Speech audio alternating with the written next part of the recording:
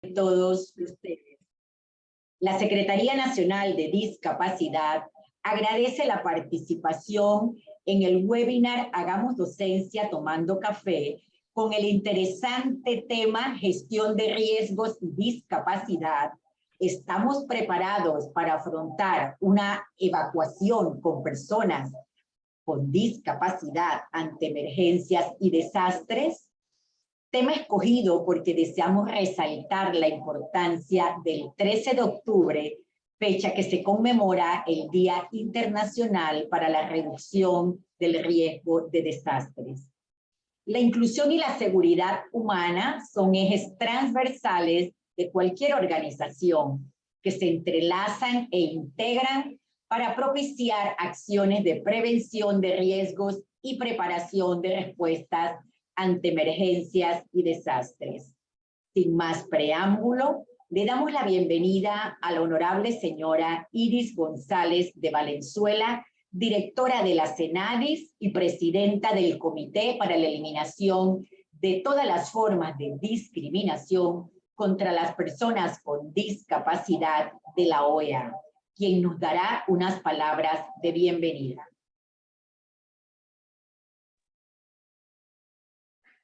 Buenos días a todos. Gracias por responder a esta invitación. Hoy, Hagamos Docencia Tomando Café, nos trae un café con olor a tierra, con olor a naturaleza, con olor a que juntos debemos iniciar un trabajo importantísimo, donde para la CENADIS la gestión de riesgo desde un enfoque inclusivo es de suma prioridad. Tenemos como Estado la responsabilidad de orientar las medidas necesarias para reducir los daños y riesgos para las personas con discapacidad en caso de presentarse una emergencia o desastre, de modo que haya una coordinación entre todos. Y es importante esto porque las emergencias y desastres no nos avisan. Y la coordinación entre todos y cada uno de las instituciones que trabajan en pro de la inclusión de las personas con discapacidad es importante. Es por eso que hemos retomado la gestión de riesgo y discapacidad en la institución y trabajamos con el Sistema Nacional de Protección Civil, SINAPROC, para establecer protocolos inclusivos que permitan prevenir, prepararnos y planificar para reducir el riesgo de desastres y aumentar la capacidad de recuperación y el bienestar de la población con discapacidad mediante un enfoque basado en los derechos para que nadie se quede atrás. Y es aquí este importante párrafo, porque si nosotros nos mantenemos preparados, por supuesto que todos juntos, si llegamos a tener un desalojo, juntos, persona en general, así tenga una discapacidad, debemos salir. Nadie se nos puede quedar atrás. CENADIS cuenta con una coordinación de gestión de riesgo y discapacidad que trabaja vigilante de forma interna, preparando a la institución con conocimientos técnicos y prácticos al realizar estas prácticas de desalojo que son importantes para que los funcionarios de la institución estemos todos preparados ante situaciones inesperadas que puedan presentarse, pero también externamente para dar la respuesta a las necesidades individuales de la población con discapacidad que se encuentre afectada ante los efectos adversos del cambio climático y haciendo docencia para que la gestión de riesgo y discapacidad sea implementada por la población en general. Unidos todos podremos sacar adelante a toda la población que pudiera estar afectada de forma general con algunos de estos desastres que se nos pueden aparecer y que de hecho se nos están dando en estos meses. Deseo exhortarlos a desarrollar planes de seguridad personales, laborales, familiares, otros que sean importantes para nuestra protección. Porque establecer una cultura de prevención puede salvar vidas. Cada persona puede ser su primer rescatista. Y si las personas con discapacidad pueden participar activamente, deben formar parte de la prevención y la planificación. Si no, sus familiares y cuidadores serían los responsables de cada uno de ellos.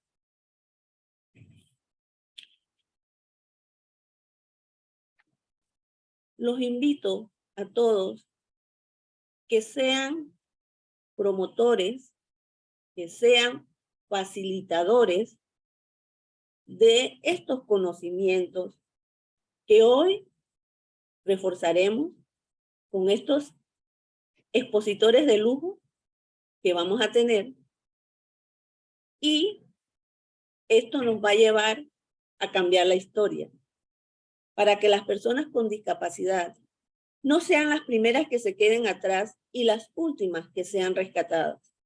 En nuestras manos está establecer una cultura de prevención compartida por todos, pero principalmente con una actitud responsable de cambio sobre nuestra seguridad. Disfrutemos este café. Este café, como les dije, es un café que va a tener olor a nuestra tierra. Es un café que nos va a enseñar a cuidar nuestra tierra y a cuidarnos a nosotros mismos. Muchas gracias y bendiciones. Muchas gracias, directora, por esas palabras que realmente nos llenan de mucha satisfacción, porque definitivamente el trabajo que estamos haciendo, liderado por usted, realmente deseamos que tenga muchos frutos para que la población en general esté alerta.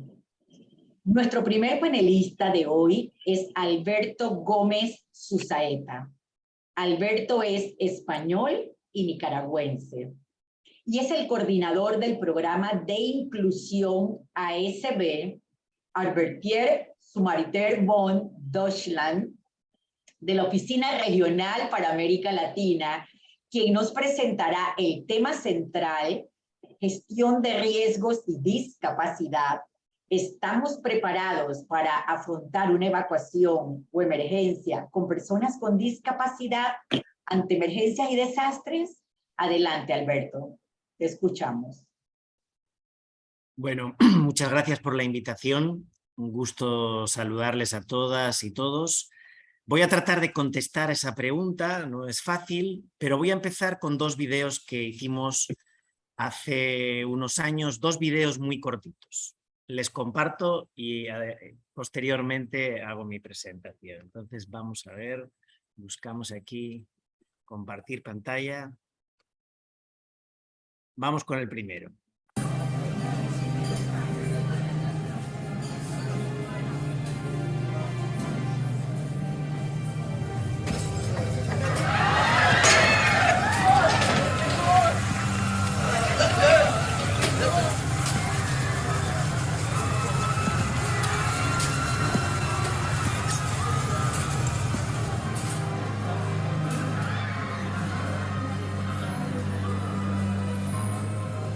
Es el entorno el que discapacita. Por una gestión de riesgos ante desastres, inclusiva y sin barreras. Discapacitar es prevenible. Discapacitar, acción consciente o inconsciente de impedir o limitar las capacidades de una persona.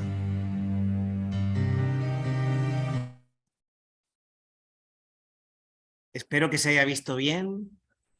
Vamos ahora, un momentito, borro este.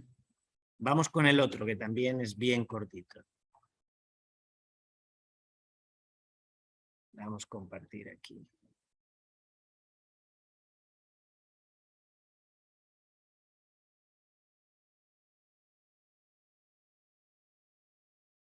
A ver.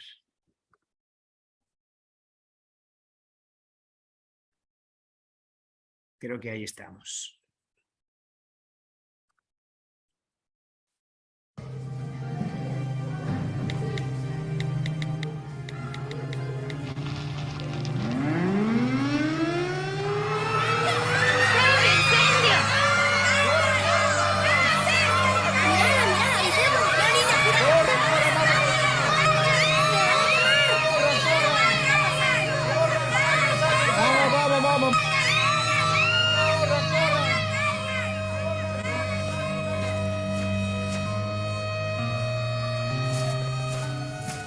Es el entorno el que discapacita. Por una gestión de riesgos ante desastres, inclusiva y sin barreras. Discapacitar es prevenible. Discapacitar, acción consciente o inconsciente de impedir o limitar las capacidades de una persona.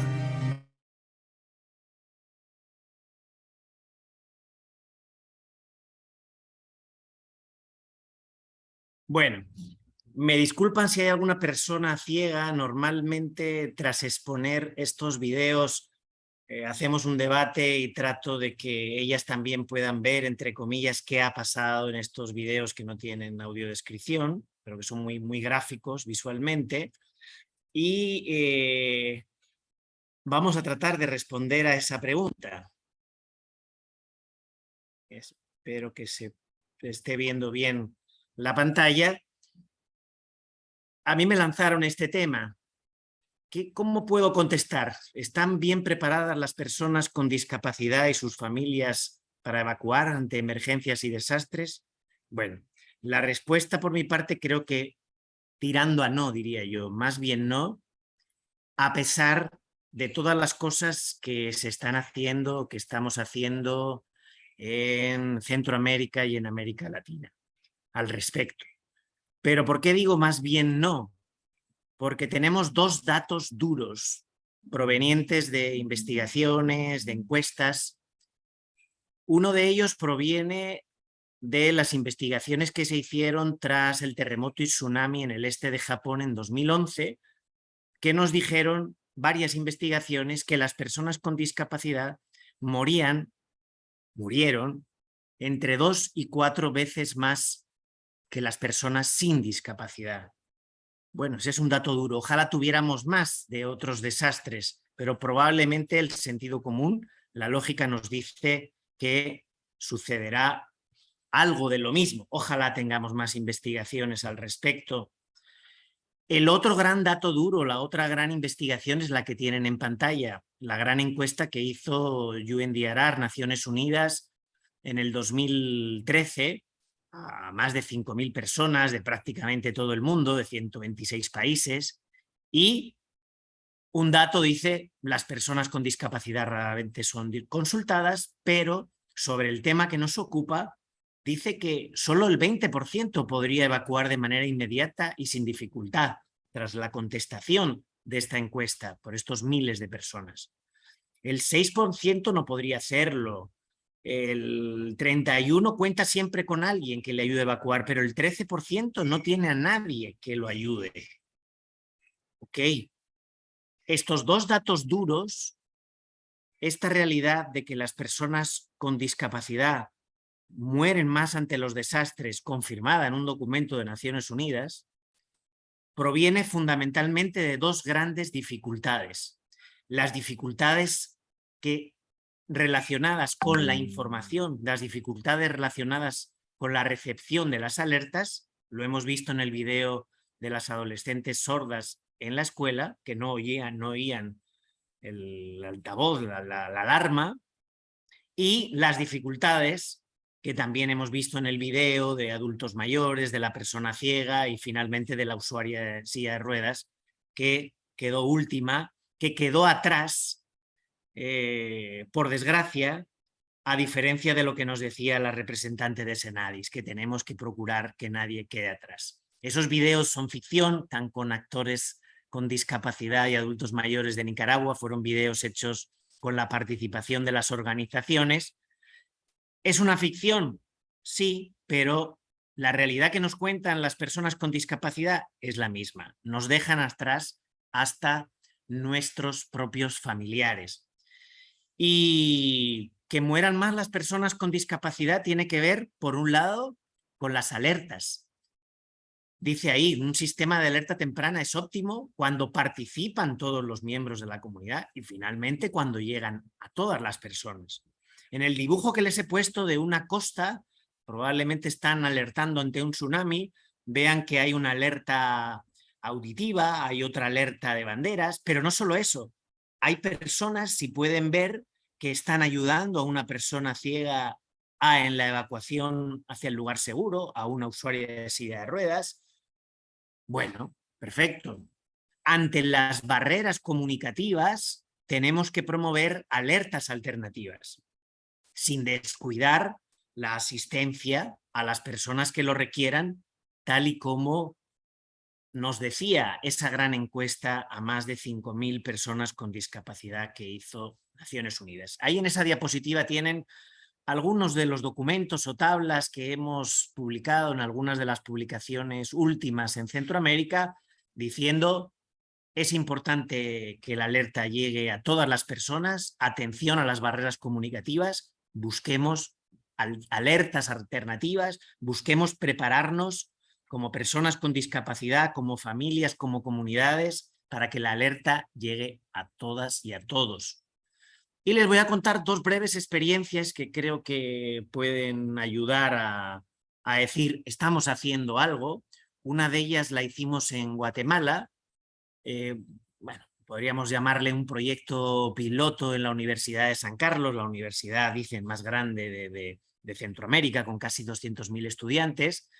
¿Y qué es lo que hicimos? No teníamos mucho dinero, pero llegamos a un acuerdo con un centro que investiga temas de reducción de riesgos de desastres de la propia universidad, con la Asociación de Estudiantes de Jóvenes con Discapacidad de la universidad, con el CONADI, la institución sinónima o similar al Senadis.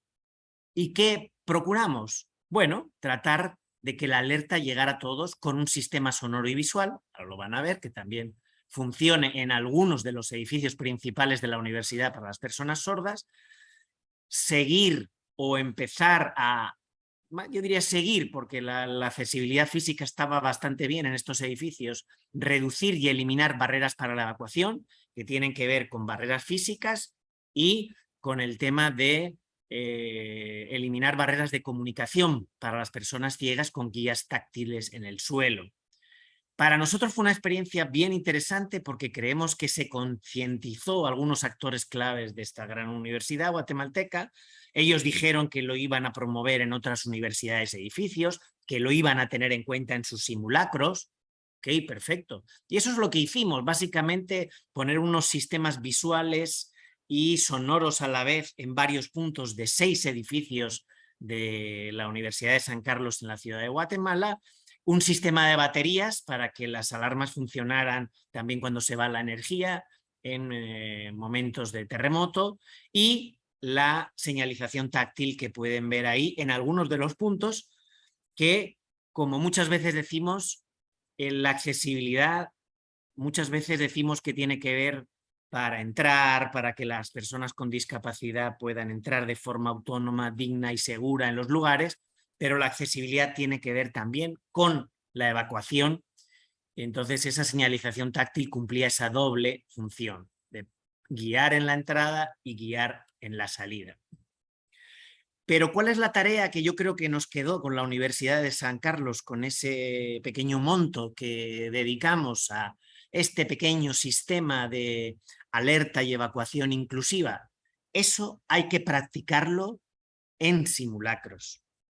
Creo que luego mi colega de Chile, no sé si nos va a hablar de un simulacro que hicieron ante tsunamis en Chile, donde comprobaron que lógicamente algunas personas con diferentes discapacidades, visual, usuarios de sillas de ruedas, tardaban el doble de tiempo que las personas sin discapacidad en llegar a un lugar seguro.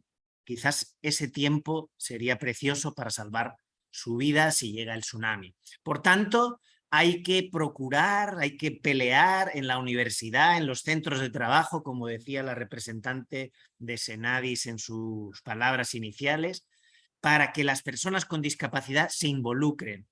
Ahí tienen una publicación reciente que yo hice en nuestro Facebook de la Inclusión Salvavidas, pero también pueden revisar nuestra página de la red GIRLAC, de la que probablemente hablan mis colegas Alex Camacho, Carlos Kaiser, donde colgamos noticias y decimos, miren, una noticia es un video de Nicaragua, de una televisión de Nicaragua, donde dice las personas con discapacidad están participando en los simulacros nacionales que se hacen cada trimestre. Dice David López, que está ahí en pantalla, que fueron miles. Bueno, ellos llevan el control de eso. Lo importante es lo que dice ese mensaje, que lo leo para todas las personas. Dice, las personas con discapacidad, sus familias y sus organizaciones deben participar en los simulacros para aprender al respecto, pero también para enseñar muchas cosas sobre la discapacidad que desconocen los actores de la gestión del riesgo de desastres. Un aprendizaje en doble vía en el diálogo entre actores de discapacidad y de gestión de riesgo. Y lo ideal es que no solo participen, venga, participen, pónganse ahí, no. Ojalá luchemos y mejoremos para que las personas con discapacidad participen plenamente en todo el proceso de esos simulacros, en su diseño, en su implementación y en su evaluación. En la medida que participen en todo ese proceso, el aprendizaje de doble sentido que les comento se va a dar. Y lo último, muy breve, pero quiero comentarles, para quien no lo conoce, una última guía que se ha publicado en colaboración con CEPREDENAC, donde básicamente hay consejos para, como dice ahí, incluir a las personas con discapacidad en el ámbito de la gestión del riesgo de desastres a nivel municipal, comunitario y familiar. Ahí se insiste en todos esos pasos que ven ahí, por ejemplo, en el caso de la realización típica de un plan comunitario, prácticamente en todos los países de Centroamérica se hace de forma similar, para que las personas con discapacidad participen en todos esos pasos. Por supuesto, también en los simulacros. Y ahí les pongo simplemente una diapositiva para ir cerrando, de que en cada uno de esos capítulos seguro está ahí el tema de los simulacros, de la participación en comités. Ese es un tema clave que tenemos que seguir fomentando, porque como yo digo algunas veces, yo creo que en este tema, con la participación de las personas con discapacidad, sus familias y sus organizaciones en la elaboración de planes a todos los niveles, en los simulacros, en todo lo que tenga que ver con la gestión de riesgo, estamos haciendo más del 50% del trabajo que tenemos que hacer para la inclusión de personas con discapacidad. Bueno, creo que me he tratado de ceñir a esos 15-20 minutos que me dieron. Muchas gracias por la invitación y damos la palabra a otros ponentes. Muchas gracias, Alberto. Excelente exposición y sobre todo los videos que los compartiste, sumamente interesantes. Definitivamente que garantizar la seguridad y protección de las personas con discapacidad es una responsabilidad de todos. Y hoy día promover la gestión de riesgos significa planificar hacia la inclusión, protección y atención de las personas con discapacidad, eliminando esas barreras que pueden dejarlos atrás. Nuestra siguiente participación va a ser presentada por la licenciada Gina Gordón. Adelante, Gina.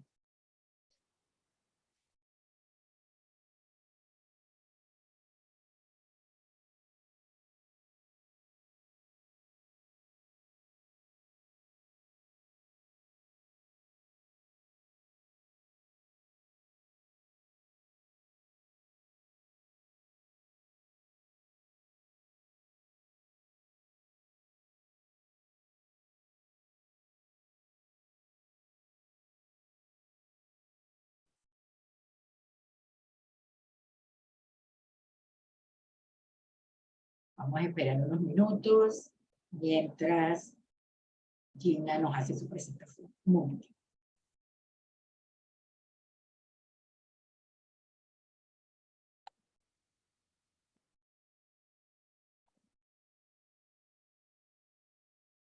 Enoch, buenos días, soy Alex. Si desean puedo avanzar, yo estoy listo conforme estaba anteriormente la secuencia en la agenda que me enviaron.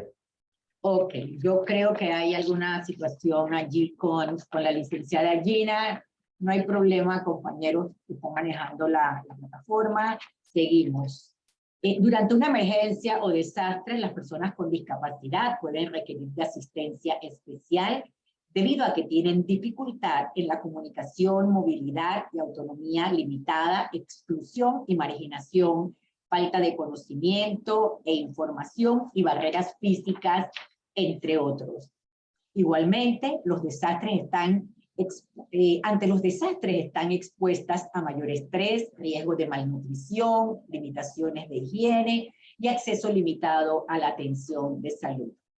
Nuestro siguiente panelista es el doctor Alex Camacho Vázquez.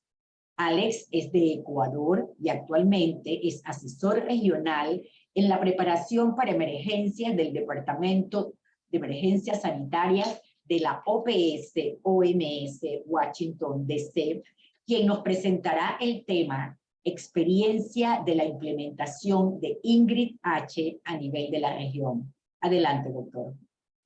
Gracias, buenos días y un gusto estar con ustedes el día de hoy. Realmente es una satisfacción y una alegría poder ver a tantos amigos, en particular a Iris, Alberto, Carlos, bueno, y muchos más. Realmente, no, que igual muchísimas gracias por la paciencia y la bondad para tener este espacio para conversar. Por favor, si son tan gentiles de habilitarme para compartir la pantalla, les agradecería, gracias. Bien, yo voy a hacer una intervención, voy a tratar de ser lo más rápido posible y un poco quizás resaltar algunos de los aspectos que fabulosamente Alberto los ha mencionado. Realmente estoy muy contento de compartir este espacio con él. Una de las personas más importantes, creo yo, en el tema de gestión inclusiva del riesgo de desastres, no solamente por su conocimiento, pero por su gran realmente trabajo desplegado a lo largo de toda la región, particularmente en Centroamérica. No tengo todavía la posibilidad de compartir el video. Confírmenme si es posible. Ya puede. No, Tiene que gracias. poner en compartir pantalla. Sí, En la eso parte lo estoy inferior. haciendo. Lo estoy haciendo, pero está Disabled Participant Screen Sharing. Bien, mientras se habilita esto, les decía que quiero hacer una presentación muy rápida realmente. El tema es bastante realmente amplio y hay muchos elementos que mencionar, pero estoy seguro que mis colegas panelistas que tienen una alta experiencia en el tema, pues lo podrán puntualizar adecuadamente. Yo quiero focalizar un poco en el sector de la salud, particularmente por el rol que tiene en una situación de emergencias y desastres, y particularmente en el acceso a los servicios de salud. Bien, no tengo posibilidad de compartir la pantalla. Por favor, nada más confírmenme si lo voy a tener o no, si no, pues continúo No, sí, sin sí diapositivas. se puede. No, hay algún inconveniente porque sale desactivado. Ahora intente nuevamente.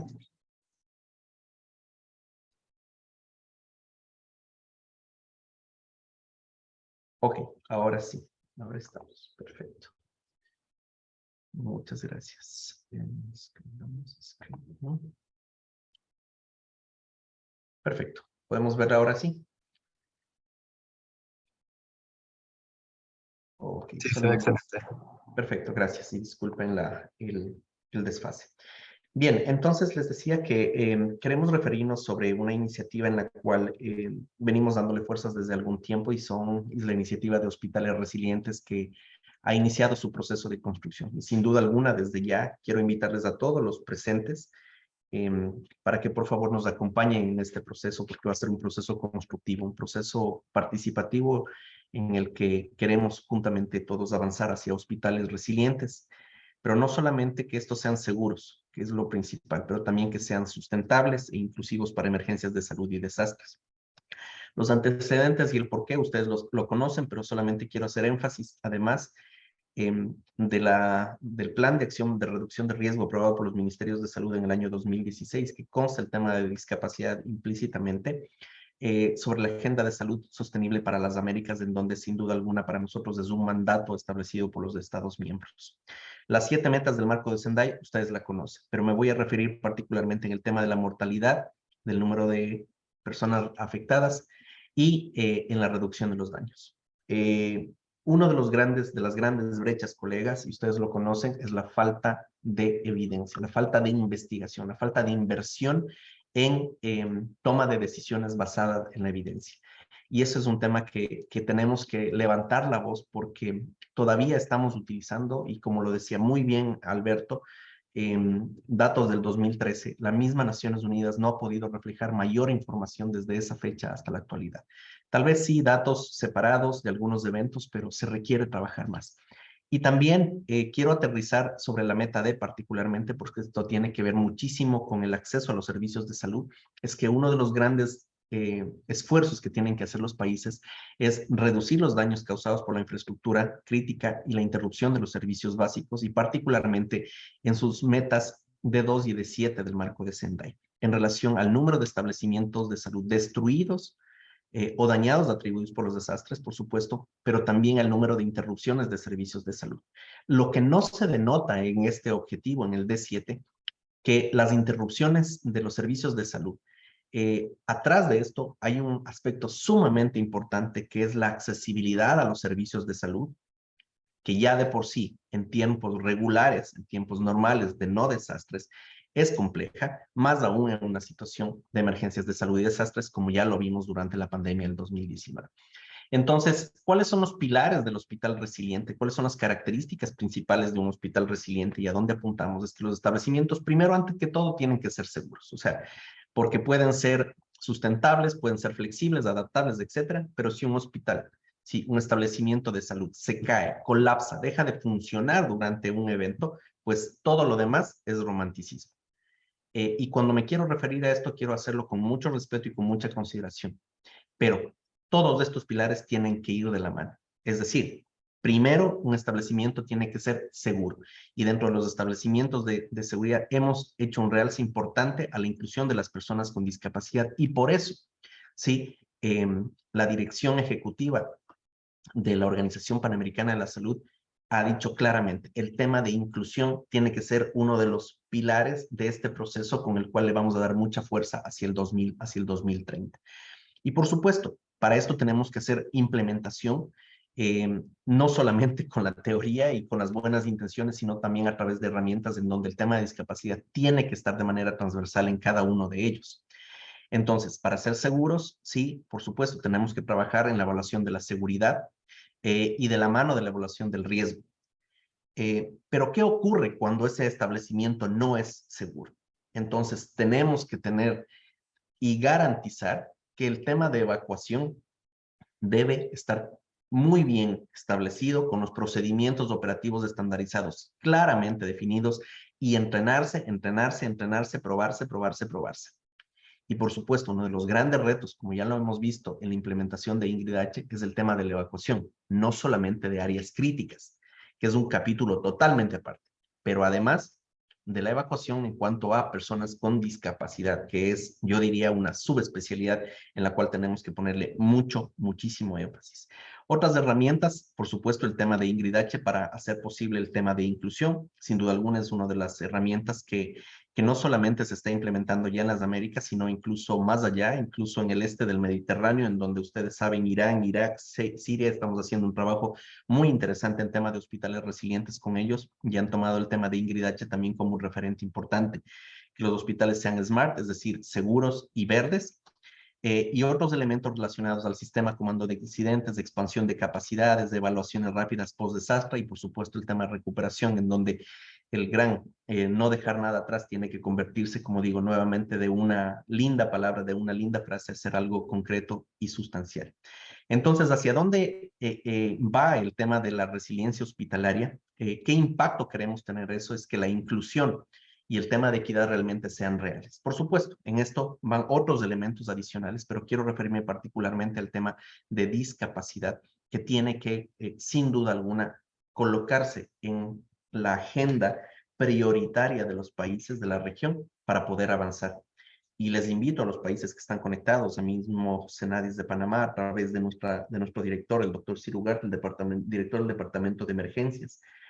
Seguramente en algún momento desde nuestro representante también en la oficina de Panamá, pues están llamados a sumarse en este proceso, porque mientras más socios estratégicos tengamos, pues mucho mejor. Y por supuesto, las organizaciones con las cuales forman parte de la red de la red de inclusión de desastres y discapacidad de las Américas y el Caribe.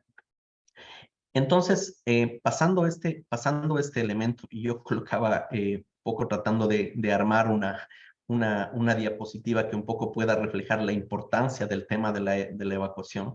Para serles francos, esta diapositiva es una diapositiva armada con varios elementos que no estaban previamente ahí. Si ustedes lo pueden ver, tal vez un pequeño andador, una flecha de evacuación. Pero aunque no lo crean, incluso las imágenes en términos de evacuación sobre inclusión son tremendamente difíciles que realizar. Solamente para hacer esta imagen he tenido que utilizar 3 imágenes diferentes y todas ellas hay que adquirirlas.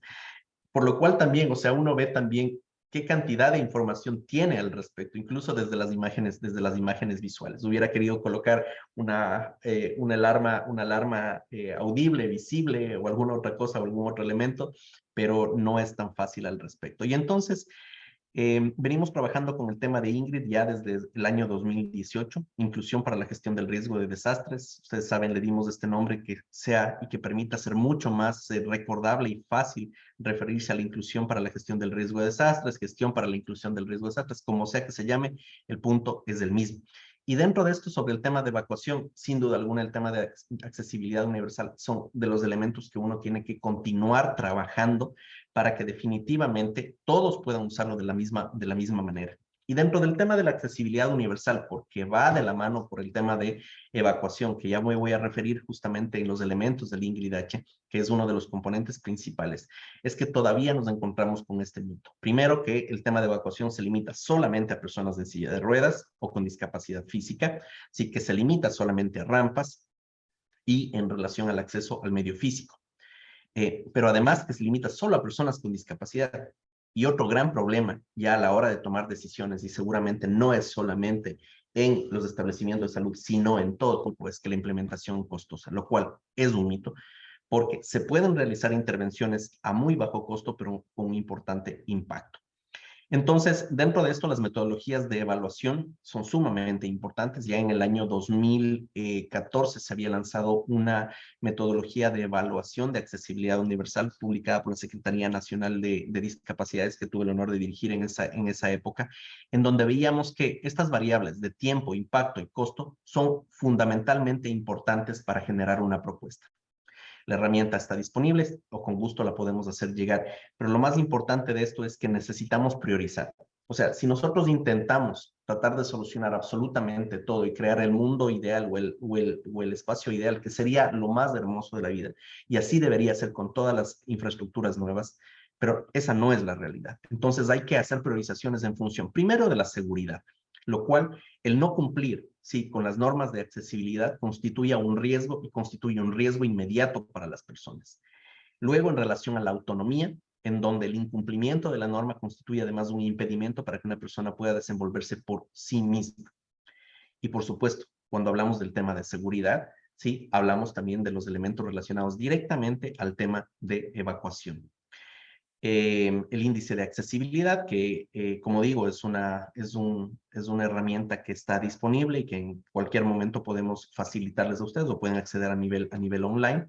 Pero lo interesante de esto es un poco no solamente saber cuál es el porcentaje de accesibilidad actual, sino también cuál es la propuesta de implementación, cuánto puede costar eso y sobre todo dentro de eso, ¿sí? Cuáles son los elementos que tienen bajo costo pero alto impacto. Hay otros de alto impacto y muy bajo, de alto impacto, pero muy alto costo. Ejemplo, el piso podotáctil. El piso podotáctil tiene un impacto importante, sí, pero tiene un costo sumamente elevado.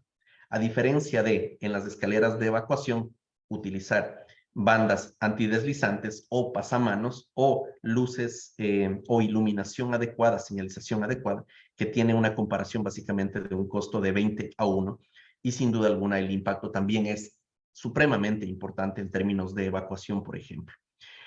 Y lo otro, tomar en consideración que el tema de la accesibilidad no tiene que solamente centrarse en el espacio, en la infraestructura como tal, en el lugar, sino recordemos que el objetivo de una evacuación es que la persona, y en este caso la persona con discapacidad, y si es el caso su familia o sus acompañantes, lleguen a un lugar seguro de la mejor manera posible.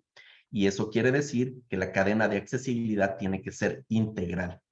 Es decir, que desde la persona sale desde su sitio de trabajo o desde el lugar en donde está ubicado, ¿sí?, hacia la zona segura. Toda esa cadena tiene que ser segura y accesible. Muchos me dirán, pero yo he escuchado que un hospital seguro, el principio de un hospital seguro, es que se ha construido de tal forma que las personas no tengan que evacuar. Es verdad, ese es el principio y eso es lo ideal. Pero lamentablemente, colegas, sí, el 42.5% de los hospitales en todas las Américas está ubicada en zonas de alta exposición a desastres. En total, al menos el 88% de 20,000 establecimientos evaluados por la Organización Panamericana de la Salud durante el año 2018 al año 2021, evidenciamos que al menos, sí, el 88% de establecimientos tiene exposición al menos a una amenaza. Por lo tanto, sí, el nivel de exposición es alto y ustedes conocen los tipos de construcción que existen. Por lo tanto, sí, las limitaciones que existen también en cuanto a elementos de evacuación. Y si esto ocurre en el sector salud, es un poco el reflejo de lo que ocurre en el resto de establecimientos o en el resto de la infraestructura de nuestros países, en unos lugares más complicada que en otros. Entonces, por eso, la importancia de trabajar por eso y me he un poco centrado en esto. Los otros elementos los voy a pasar muy rápidamente en respeto al honor del tiempo y además porque me quedan solamente 2 minutos. Muchos de ustedes ya lo han escuchado, pero quiero resaltar básicamente el por qué trabajamos básicamente en el tema de Ingrid. Y quiero resaltar nuevamente que utilizamos el tema de Ingrid para un poco estas siglas que son muy hermosas y que todas las hemos utilizado, pero que a veces no impacta y no llega realmente hacia los oídos de quienes toman a veces las decisiones. Si ya de por sí el acrónimo es un poco confuso, GRID, GIRT, bueno, en fin, para a unos se les hace más difícil que a otros, pero en fin. Entonces, Ingrid, recordando que el nombre de mi esposa no es Ingrid, sino Diana, eso siempre tengo que decirle porque me dice, ¿por qué le pusiste Ingrid? Bueno, o sea, era solamente para recordarlo.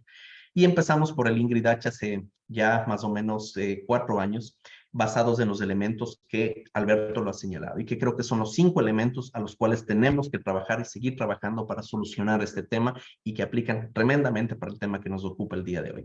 Es que la información, y disculpen, perdón estoy cometiendo un severo error, perdón, para la interpretación, estoy corriendo y hablando demasiado rápido, voy a tratar de bajarle un poco la velocidad, mil disculpas. Y la información no está disponible, es decir, las personas con discapacidad siguen siendo y seguimos siendo invisibles.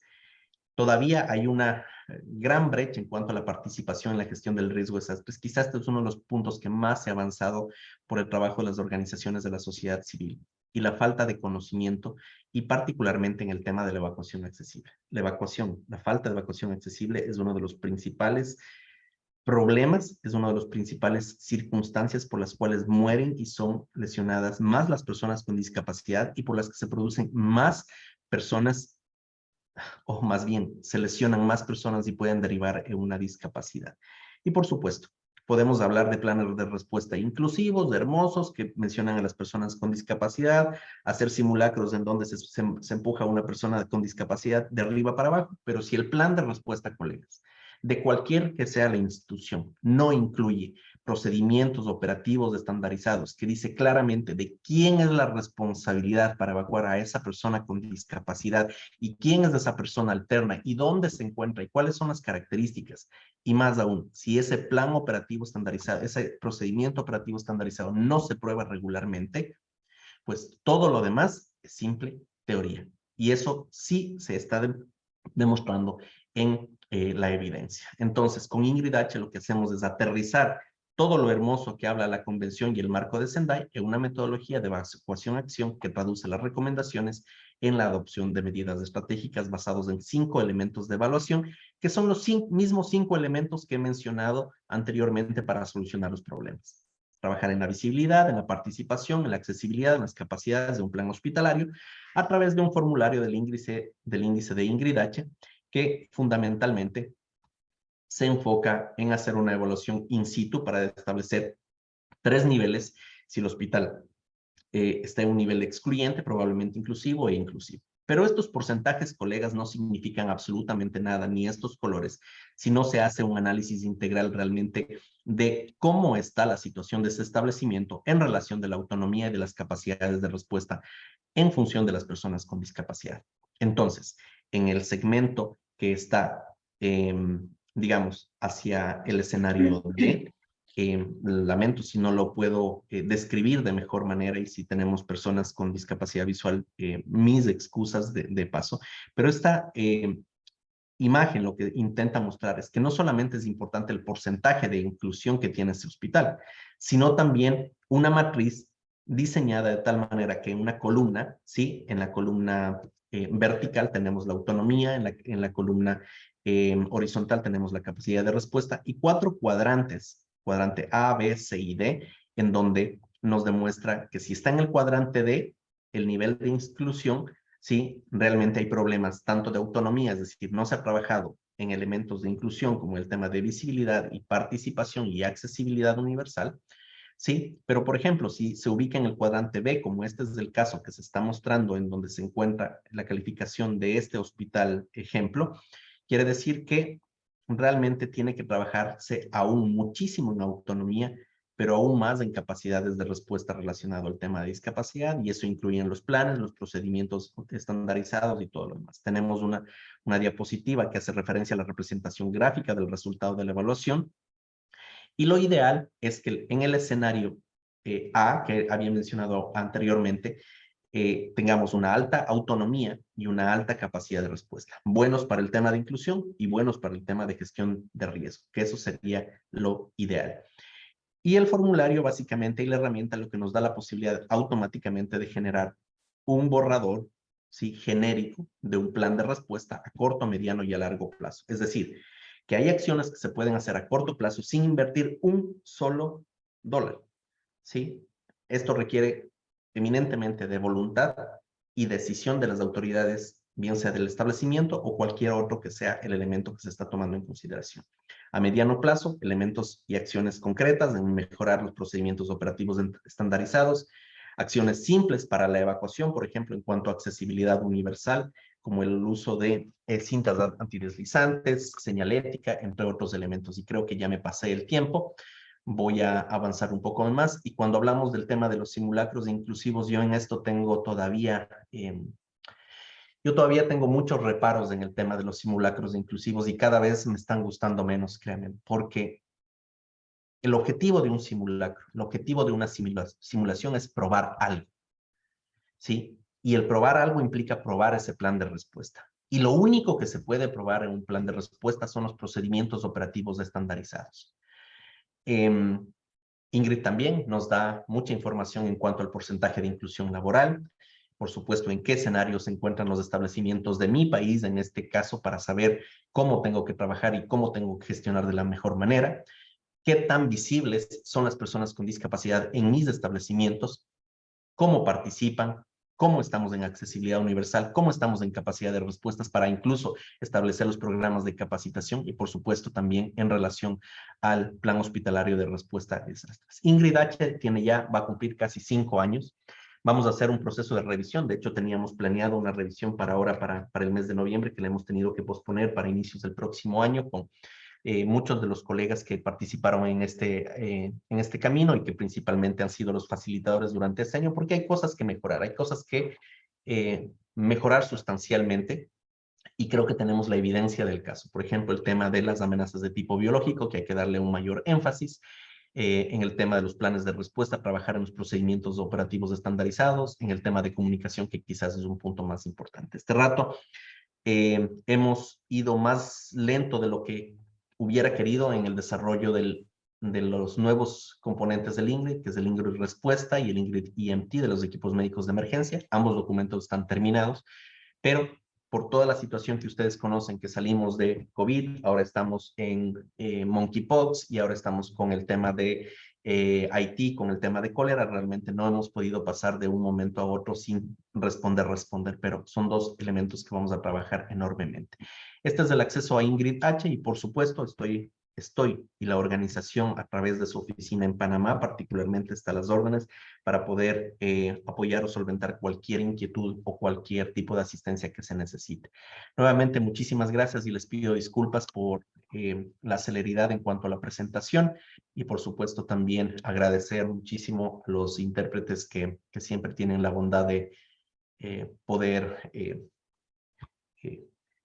un poco lidiar con nuestra desesperación en cuanto a los tiempos. Muchísimas gracias y un excelente día y nuevamente encantados de estar aquí. Muchas gracias, doctor. Excelente su presentación.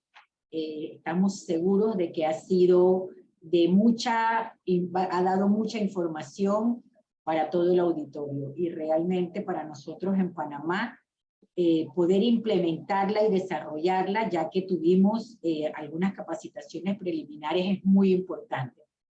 Deseamos pedirle a Carlos Kaiser la oportunidad de presentar primero a la licenciada Malixi Rivera, quien tiene por sus múltiples funciones la oportunidad o la necesidad de retirarse en los próximos minutos. Así que, Carlos, te pedimos que la licenciada Malixi pueda entrar primero, así que esperamos entonces a Karen para que haga la presentación.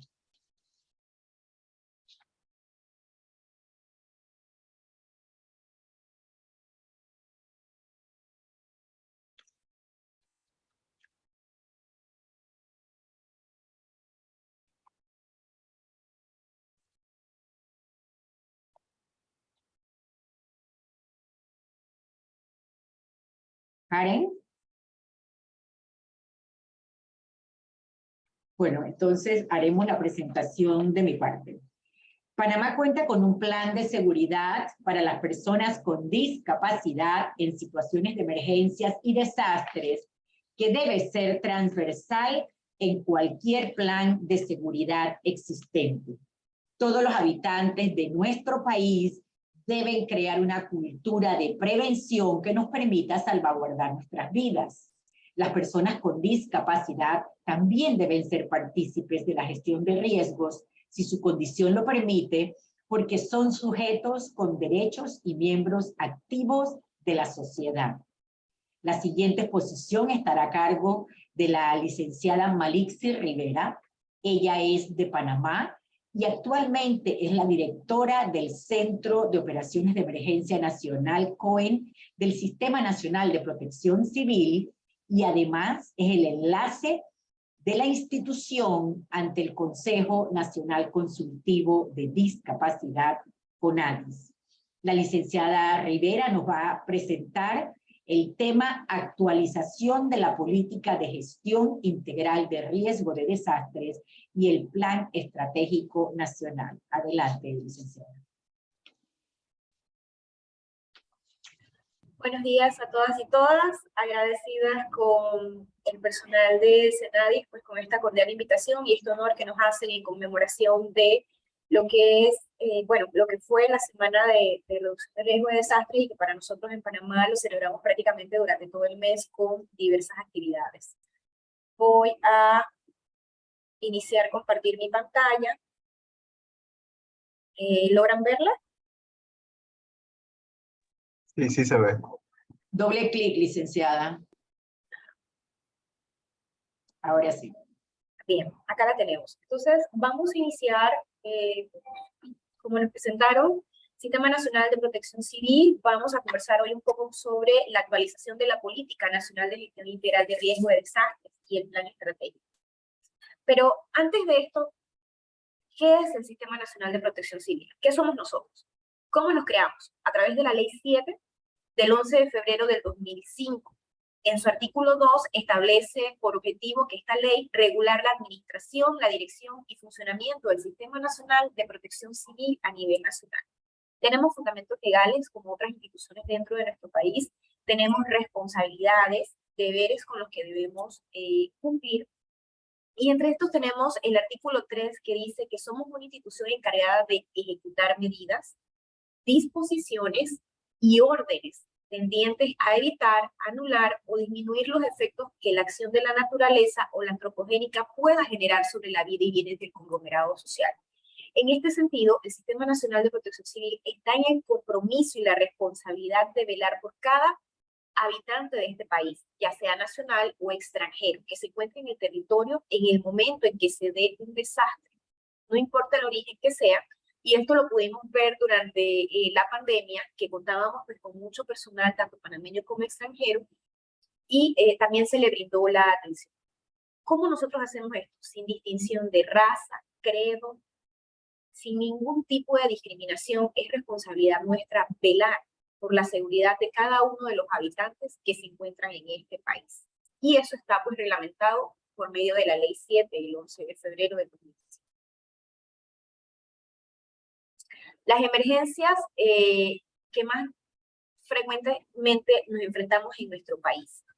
Panamá es muy conocido porque llueve mucho durante la estación. Solamente tenemos dos estaciones en nuestro país, la estación seca y la estación lluviosa. Actualmente nos encontramos en la estación lluviosa, en uno de los meses, en el mes prácticamente que más lluvia pues, se registra en nuestro país, que es el mes de octubre. Los meses de septiembre, octubre, noviembre, son meses en los que en Panamá pues, se ha registrado gran incidencia, y este año, a través de la metodología de PESA, pues se han hecho análisis de que se está registrando más condiciones de lluvia que en años anteriores en comparación con 5 o 10 años. Dentro de las emergencias más comunes que están dentro de nuestras responsabilidades y que nosotros atendemos, están las inundaciones, deslizamiento de tierra y colapsos de estructura. Estas emergencias no distinguen raza, credo social, condición económica, personas con discapacidad. Al momento, hoy en día, en Panamá, llevamos un registro dentro de nuestra plataforma, porque utilizamos plataformas digitales para llevar lo que es la atención a las personas durante emergencias, hacerles el levantamiento de información y el análisis de necesidades. Y dentro de nuestra plataforma, a octubre del 2022, llevamos 205 personas con discapacidad que han sido detectadas durante la atención de emergencias, que se han visto involucradas en alguna de estas tres emergencias que atiende el Sistema Nacional de Protección Civil. Esto se ha llevado a cabo la atención en conjunto con lo que es el SENADIS, a través de la licenciada Eno, que es nuestro enlace, y que pues mantenemos la comunicación durante las 24 horas del día para darle una atención pues oportuna a estas personas, también en conjunto con el Ministerio de Desarrollo Social y con otros ministerios que también se ven vinculados a la atención a personas con discapacidad. Panamá, hasta hace muy pocos años, relativamente hasta el 2010, no contaba con políticas públicas claras y establecidas para la atención durante emergencias de la población. No contábamos con reglamentaciones, solamente teníamos documentos externos que nos brindaban una guía para que se pudiera la gestión integral de riesgo de desastres desarrollar de una manera en nuestro país que fuese lo más acertada posible. Luego de esto, pues se crea la necesidad de crear documentos, de crear políticas públicas, de crear reglamentaciones que van avaladas por los ministerios para lo que es la atención y la administración de lo que son las emergencias. ¿Y cuáles son estos documentos? La Política Nacional de Gestión Integral de Riesgo de Desastres de Panamá es una de ellas. ¿Y por qué la creamos? ¿Por qué Panamá se ve en la necesidad de crear una política? ¿Qué había en nuestro país? Si bien es cierto, Panamá es un país y muchos de los panameños que estamos aquí utilizamos la frase de que somos un país bendecido por nuestra posición geográfica, por las condiciones climatológicas que no son tan severas en comparación con otros países, por la geografía que tenemos también, y porque realmente en comparación con otros países de Centroamérica no estamos expuestos a volcanes como lo que es Guatemala, que tiene una gran incidencia de volcanes activos. En Panamá tenemos volcanes, pero actualmente pues está en un estado, no están extintos, porque sí tenemos actividad con las aguas termales y demás, pero sin embargo no generan otro tipo de riesgo más allá de los movimientos sísmicos hasta el momento. En ese sentido, Panamá, con lo poco o lo mucho que se ha visto involucrado en comparación con el resto de los países de la región de Centroamérica, nace la necesidad en el 2010 de crear una política. La formulación de la política nacional surge de la necesidad y el compromiso de la República de Panamá de contar con un marco guía que oriente las acciones y las decisiones políticas desde una perspectiva integral de reducción del riesgo de desastre. Pero ojo, que fuese elaborada por panameños y adecuada a panameños. Del lado derecho, de izquierdo, perdón, podemos observar lo que es la portada de la política centroamericana. Hay una política centroamericana, pero que está hecho de manera global para la región de Centroamérica. Pero Panamá necesitaba tener un documento que fuera nuestro, que se enfocara a nuestra realidad, a nuestras necesidades, y es aquí donde nace lo que es la Política Nacional de Gestión Integral de Riesgo de Desastre. Dentro de las premisas de una participación sin exclusión de género, que sea inclusiva para personas con discapacidad, de empoderamiento social y que la comunidad lo acoja como de ellos. No que sea solamente un documento más que a través de una consultoría se desarrolla o a través de los grandes profesionales panameños que tenemos en gestión de riesgos se desarrolla con una bonita portada y luego queda archivada en el cajón de una gaveta. ¿Qué es lo que podemos observar con la mayoría de este tipo de documentos? Pues acá se buscaba en el 2010 que este documento fuera de empoderamiento social, que la sociedad, tanto los estamentos, tanto el órgano legislativo como el órgano, como todos los estamentos, la sociedad civil, los estamentos de seguridad vinculados a la atención de emergencia, adoptaran este documento, se apropiaran de él, se empoderaran de él y lo utilizaran como una guía para todo lo que estuviese vinculado con la reducción de riesgo y la atención de emergencia. También se busca la atención intersectorial, donde la empresa privada, donde las organizaciones sin fines de lucro, donde la sociedad civil y la interculturalidad, donde todas las culturas, etnias originarias, afrodescendientes, extranjeros residentes en Panamá, extranjeros que no son residentes, pero que también están en nuestro país y también pueden hacer grandes aportes de alguna medida, pues fueran parte de este documento y que también sirviera como una herramienta para todos, no solamente para un grupo selecto, sino para que funcionara para toda la población que se encuentra aquí, desde los niveles más altos ejecutivos hasta lo que es la población en las áreas más distantes de nuestro país. ¿En qué consiste este documento? ¿Es un documento más? ¿Es un documento simbólico? ¿Es un documento que hacemos solamente para cumplir con marco hacendal, con exigencias internacionales? No. La política nacional procura proporcionar una serie de orientaciones para el desarrollo y un proceso sostenido, oígase bien, de reducción del riesgo de desastres. ¿Y esto por qué? Porque muchas de las actividades de reducción de riesgo de desastre que nosotros implementamos en cada uno de nuestros países o cada uno de nuestras provincias, ya sea internamente o de nuestras comunidades, muchas veces no son sostenibles. Llegan proyectos de cooperación internacional con hasta con millones de dólares, se ejecutan y una vez que el proyecto termina, no hemos proyectado una sostenibilidad. ¿Cómo vamos a hacer un proyecto? Una vez que los fondos se acaben, siga subsistiendo, que la población se empodere o que los gobiernos se empoderen y se siga manteniendo esta línea. Entonces, este documento se crea y se busca en la actualización, porque más adelante vamos a ver que estamos en un proceso de actualización, que sea parte integral de la planificación del desarrollo sostenible del país, no solamente en las comunidades, sino a nivel general, que esto tenga un fundamento y tenga una base de sostenibilidad para todos aquellos, todas las instituciones, todos los estamentos, todos los organismos que forman parte fundamental de la reducción de riesgo. Se incluyen lineamientos, compromisos, acciones generales de corto y mediano plazo. Los compromisos son para todas las instituciones. En esta política, cada institución tiene un compromiso, tiene una responsabilidad, juega un papel fundamental, es un actor principal dentro de lo que es la ejecución de la política. Cada uno tiene roles, compromisos y responsabilidades.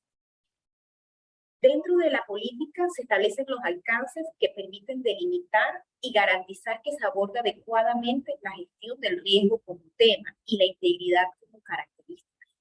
Esto es muy importante porque muchos gobernantes a veces piensan de que la gestión de riesgo solamente es un tema que no es de todos. Es solamente un tema de protección civil, es solamente un tema de las organizaciones internacionales. No. La gestión de riesgo es un tema de todos, un tema de integralidad, donde todos debemos formar parte, donde todos somos actores importantes, no con las mismas responsabilidades, y eso queda muy claro dentro de la política, pero sin embargo todos jugamos un papel importante y todos debemos tratar de cumplir con esas responsabilidades que son establecidas. Es por ello que este documento se hace en conjunto, el proceso que se lleva a cabo. Los principios de la política está fundamentada en principios de dignidad humana. Ante todo, pues hay que proteger lo que es la dignidad humana de todos aquellos residentes en el territorio nacional y sobre todo de las personas con discapacidad, a las cuales hoy en día se trabaja para darle prioridad a la atención, para minimizar los tiempos de respuesta que se le dan. Como pudimos observar en la introducción tanto de la directora de Senadis como en las palabras de la licenciada Eno y de todos los expositores, las personas con discapacidad son abandonadas, son dejadas atrás, incluso por sus mismos familiares. Entonces, en ese sentido, nosotros promulgamos a través de la política, ahora con el enfoque de actualización que se está llevando, la atención a las personas con discapacidad con prioridad. Y esto se desarrolla en conjunto con los entes regentes, con todas aquellas instituciones vinculadas al tema de discapacidad y que puedan hacer sus aportes. Y por supuesto, la sociedad civil conformada por personas con discapacidad, porque nada para las personas con discapacidad sin las personas con discapacidad. No es lo mismo que yo elabore un documento siendo una persona sin discapacidad a que una persona con discapacidad haga sus aportes en base a sus necesidades reales, no las que yo, sin tener una discapacidad, considero que son sus necesidades porque no estoy viviendo su discapacidad. Y quizás muchas veces ni tan siquiera entienda la magnitud del tipo de discapacidad que esta persona tiene. Entonces, el principio número 1 es la dignidad humana. El número 2 es la equidad de género, pluriculturalidad y la inclusión. Este principio pues no podemos dejar atrás las etnias, no podemos dejar atrás etnias originarias, no podemos dejar atrás a las mujeres, no podemos dejar atrás a las personas con discapacidad, son las que deben estar contempladas de primero en este tipo de documentos. Estos documentos deben ser desarrollados en base, y están siendo desarrollados en base a la perspectiva, perdón, desde el punto de vista donde todos formen parte y sean nuestros principios básicos de la política.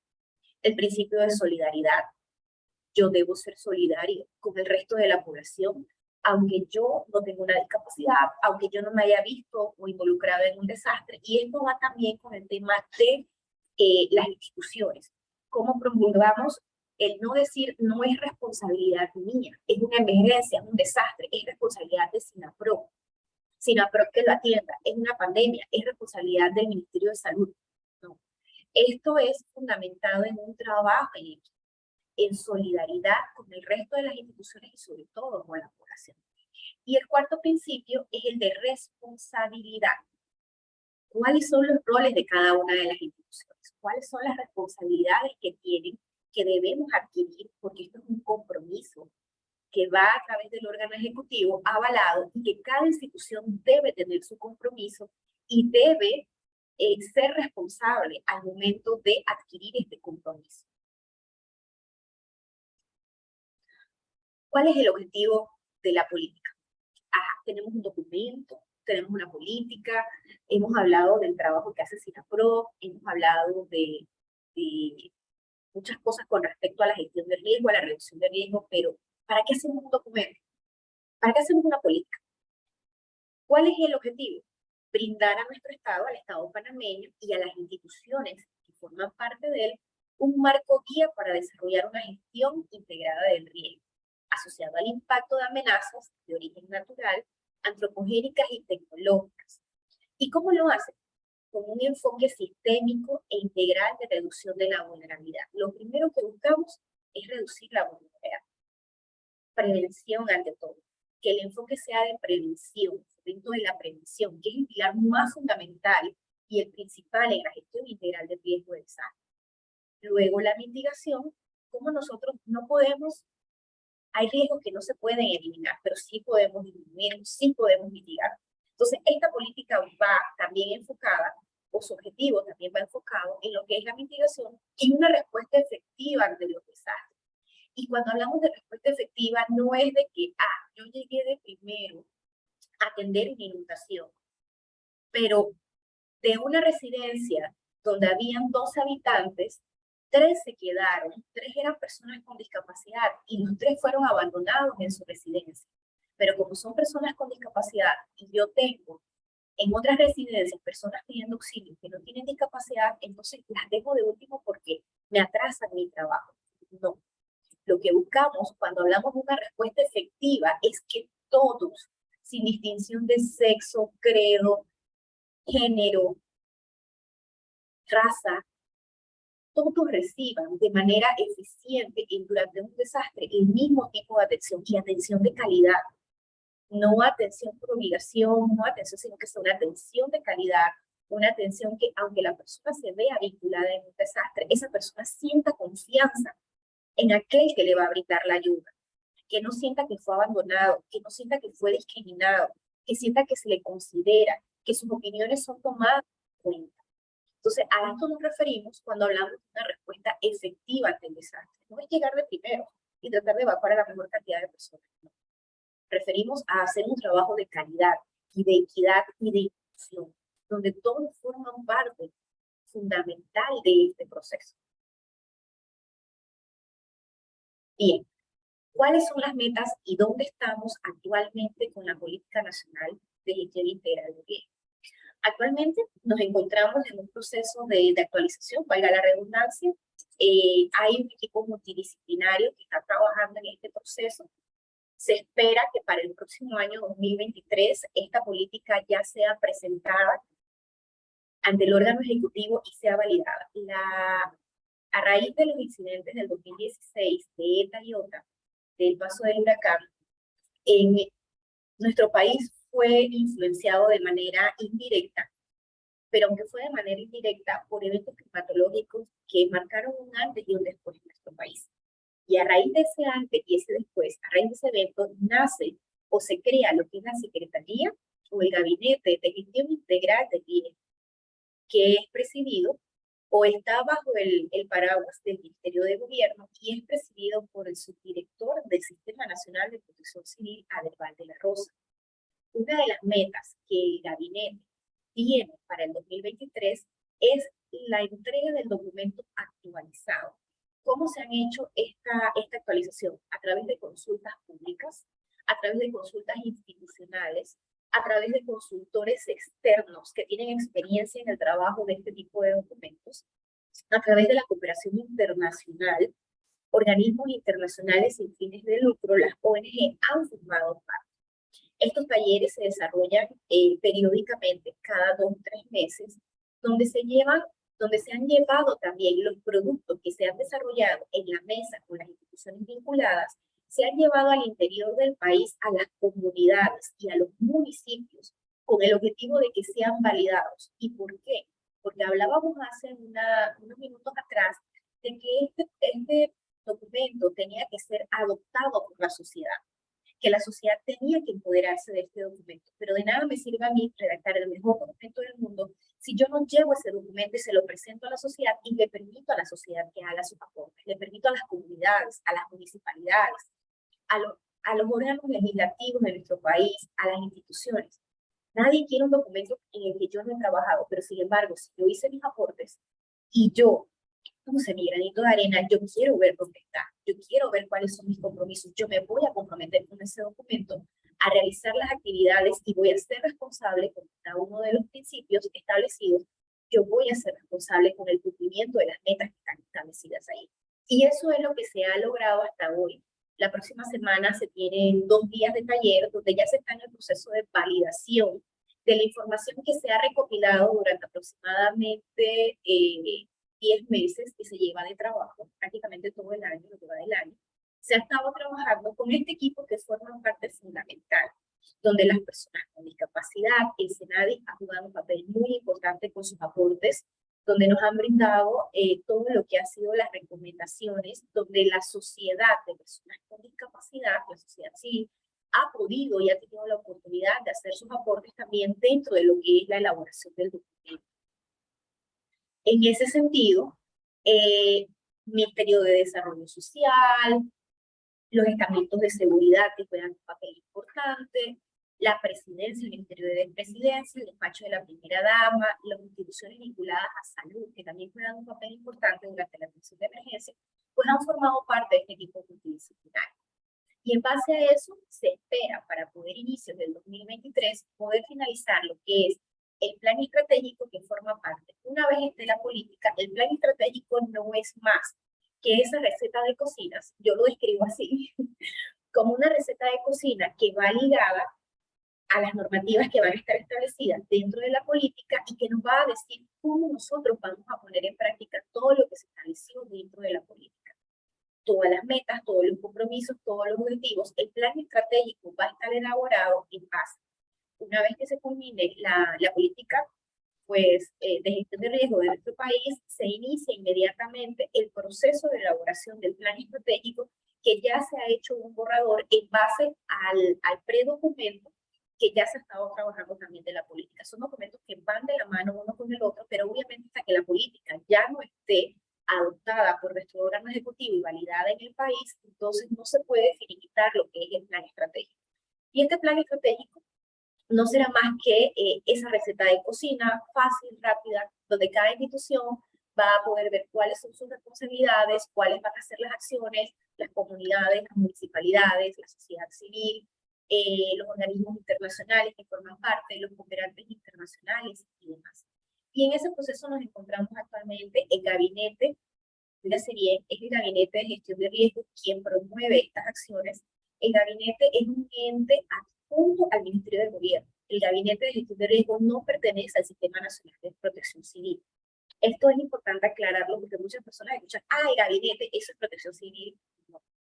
El gabinete, si bien es cierto, es precedido por nuestro subdirector, pero es un ente adjunto al Ministerio de Gobierno, forma parte del Ministerio de Gobierno, al igual que el Sistema Nacional de Protección Civil, y obviamente como el personal técnico está dentro del Sistema Nacional de Protección Civil, entonces nosotros brindamos el apoyo, la asesoría y el seguimiento a los documentos, a las actividades y a las acciones que se están desarrollando dentro del gabinete.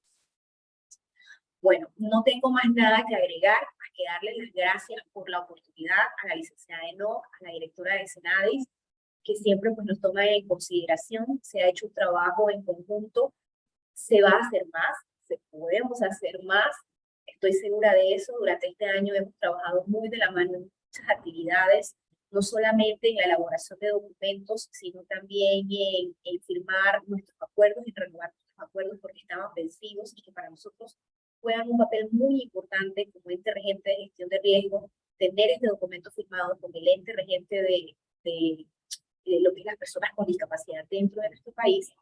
Y hay otras actividades que también estamos ya en planes, lastimosamente por las condiciones climáticas se nos ha dificultado un poco este mes avanzarlas, pero sí estamos en proceso.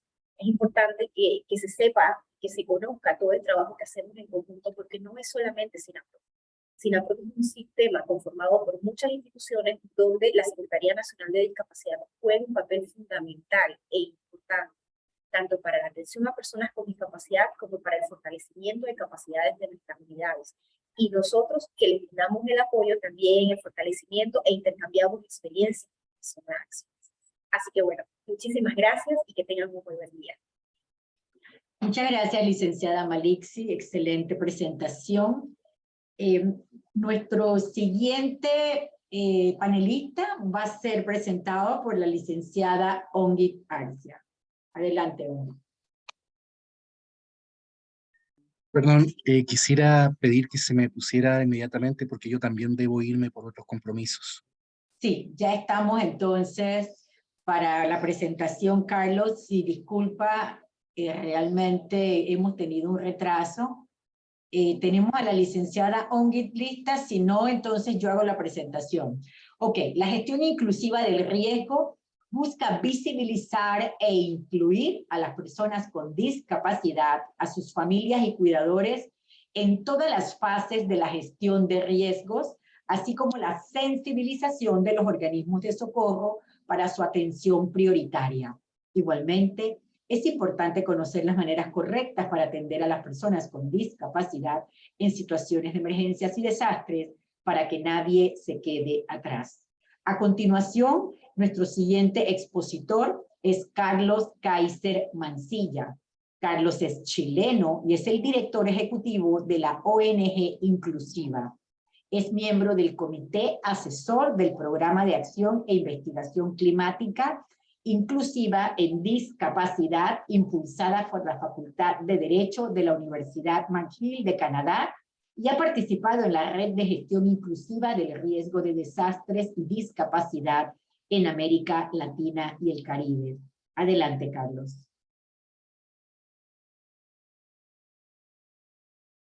Deja activar el video. Muchas gracias por esta presentación. Quiero agradecer a los anteriores panelistas que han tenido un gran nivel. Me emociona participar también en mi calidad no solo de experto en la materia, sino de una persona con discapacidad, como ustedes pueden apreciar. Soy una persona que producto de un síndrome llamado meromelia, he nacido con mis extremidades incompletas. Y eso me emociona el poder participar en esta calidad por este lema que tenemos de nada sobre nosotros y nosotros, que por un tema de género tal vez podríamos expresarlo que también es nosotras, no solo nosotros. Quiero decir que es muy interesante para mí estar acá y quiero partir mi intervención felicitando al gobierno de Panamá, porque veo que estas dos entes, tanto el ente que ve la gestión de riesgo de desastres como el ente rector de discapacidad, NADIS, están teniendo un trabajo concreto y real en la materia. Entonces, frente a la pregunta de si estamos preparados o no, yo creo que la respuesta es todavía no, pero se están haciendo los esfuerzos que evidentemente van a llevar a estar preparados. Es muy distinta esta situación si nosotros nos lo preguntamos hace 10 años atrás, o hace 15 años atrás, probablemente esto no habría sido un tema. Probablemente no tendríamos a ninguno de los directores o directoras, expositores que han estado acá hablando de esto, o de haber estado presentes estaríamos en las primeras etapas de esta conversación. Por lo tanto, no podemos considerar que es lo mismo el día de hoy que el día de ayer, en términos de la participación desde la visión política de la conducción de los países, porque básicamente esa es la labor de los gobiernos. Gobiernan por mandato popular, pero ese mandato popular, esa que se da en las urnas, las votaciones, que decidimos un gobierno, y que este gobierno en particular coloca temas y otros los van siguiendo de esta forma, es cuando instalamos la política pública. Y la política pública ojalá debiera sobrevivir los distintos gobiernos. Pero la política pública lo que hace es esta expresión de decir, estos son los temas que nos interesan como sociedad. Y si la pregunta lo hubiésemos hecho antes, probablemente no habríamos tenido esta preocupación, y hoy día la tenemos. Voy a tratar de compartir mi presentación, estoy colocando acá, compartir pantalla. Estoy medio oxidado, quiero ver si se ve mi presentación. Quiero consultarles, ¿se ve mi pantalla? Doble clic, Carlos. Doble clic. Le estoy haciendo los clics. Doble clic, ¿dónde? Perdón, que no le... Donde dice presentación con diapositivas, ahí arriba.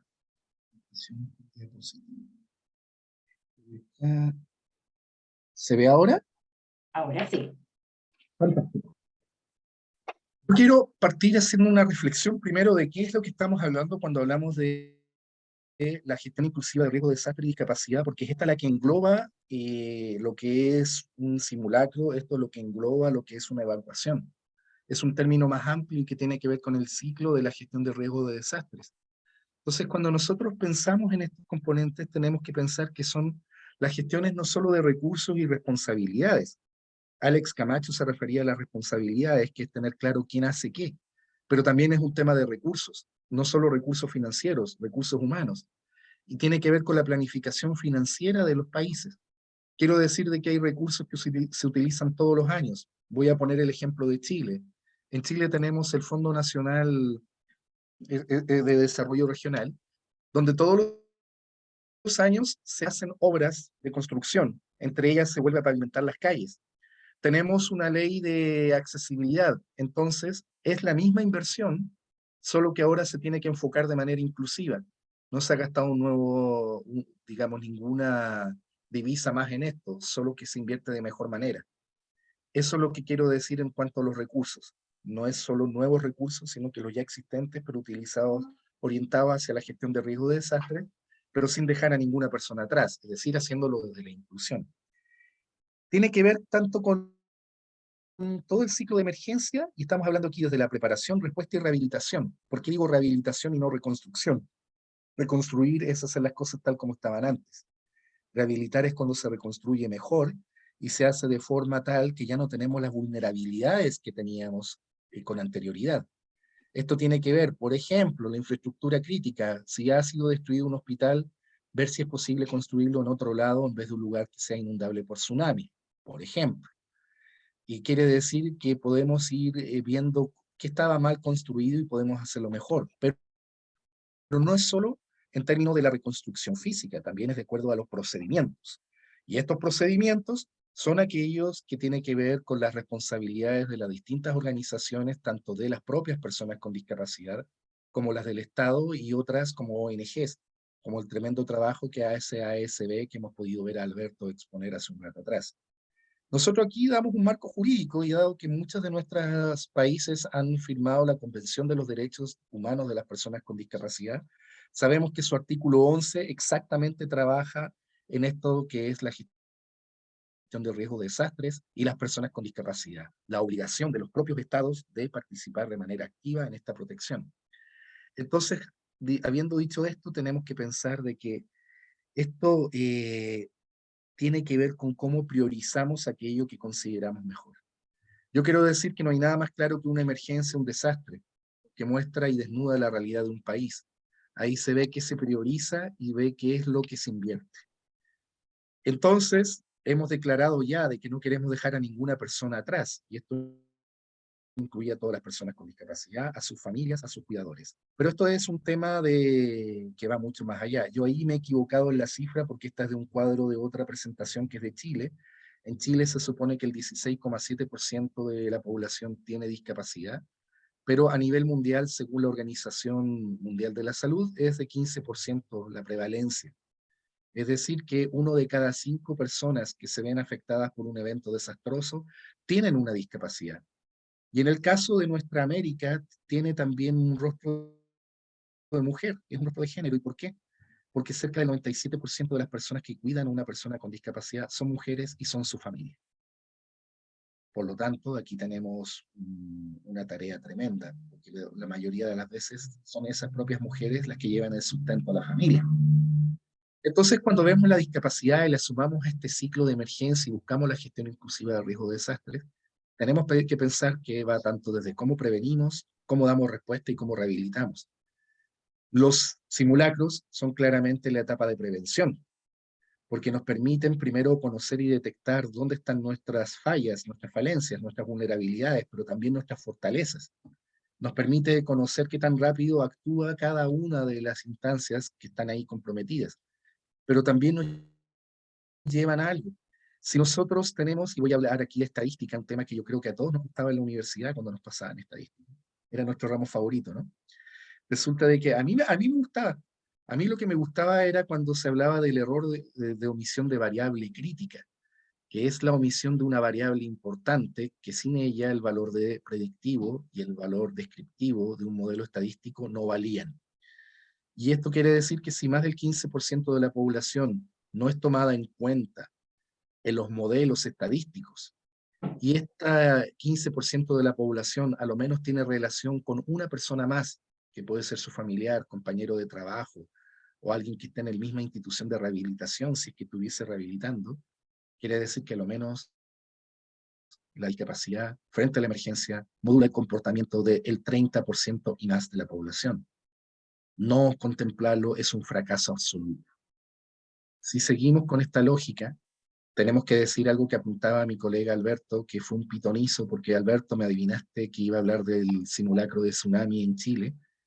Tenemos acá que a mayor número de barreras, y estas son las barreras del entorno que son no solo físicas, que son actitudinales, de la comunicación, y otras, tenemos mayor posibilidad de lesiones y muerte, y como Alberto lo señalaba, de 2 a 4 veces más según el gobierno de Japón, frente a los estudios que realizaron sobre su terremoto y tsunami del año 2011.